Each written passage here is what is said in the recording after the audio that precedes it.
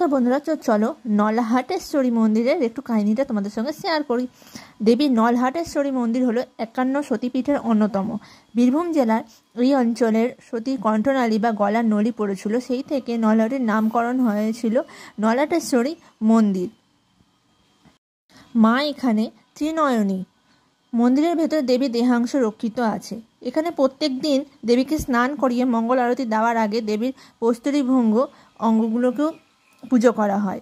তো যাই হোক, এই মন্দির মানে খুব জাগ্রত আমাদের মন্দির, কারণ এটা মায়ের 51 পীঠের এক পীঠ। এটা বীরভূমেই অবস্থিত। বীরভূমে আর একটা মায়ের মন্দির অবস্থিত, সেটা তোমরা সবাই জানো, সেটা হচ্ছে কি তারাপীঠ। তারাপীঠকে অনেকে বলেছে যে 51 পীঠের এক পীঠ হয়, কিন্তু না, আমি যদি ভুল বলে থাকি ক্ষমাপ্রাপ্ত। মা তারা মা কিন্তু কোনো 51 পীঠের এক পীঠে পড়ে না। মা হচ্ছে তন্ত্র সাধনা